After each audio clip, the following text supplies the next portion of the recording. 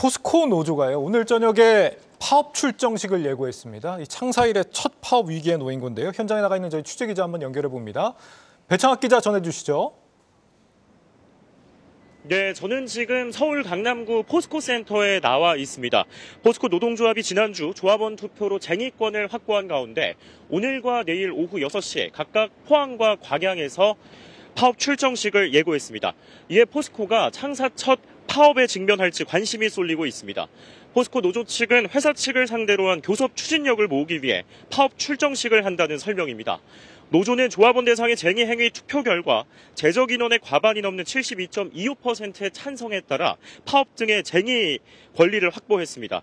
지난해 역시 임금 등을 둘러싼 이견 충돌로 투표를 통해 쟁의권을 확보했지만 회사와의 극적 타결에 따라서 파업이 진행되진 않았습니다. 그러나 올해는 노사 측이 10여 차례나 임금 교섭을 했지만 합의하지 못했고 중앙노동위원회 조정에서조차 입장차를 좁히지 못하면서 갈등의 골이 깊어졌습니다. 노조 측은 쟁의권을 확보한 만큼 당장 파업을 하기보다는 단계별로 쟁의한다는 계획입니다.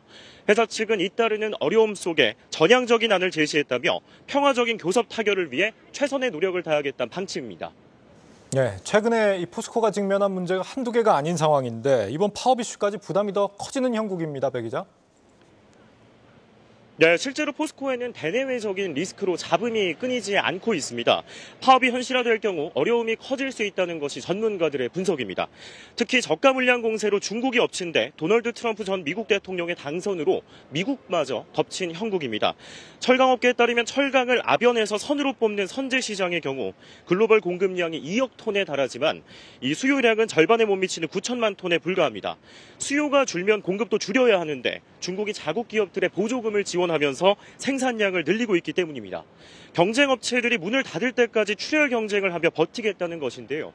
결국 포스코는 직전 분기 철강 부문에서 전년 동기 대비 반토막 수준의 영업이익을 기록했고 포항 제1제강 공장과 1선제 공장을 폐쇄한 바 있습니다.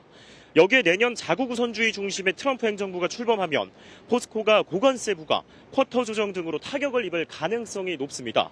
또 미국이 중국산 철강에 페널티를 부과한다면 더 많은 양의 중국제 철강이 한국에 풀릴 수 있다는 것이 업계의 관측입니다. 한편 포스코는 최근 사업장에서 연속으로 화재 사고가 났던 바도 있었습니다. 이에 노사가 하루빨리 갈등을 봉합하고 경영 정상화를 위해 힘을 모아야 한다는 목소리가 커지고 있습니다. 지금까지 서울 강남구 포스코 센터에서 한국경제TV 배창학입니다.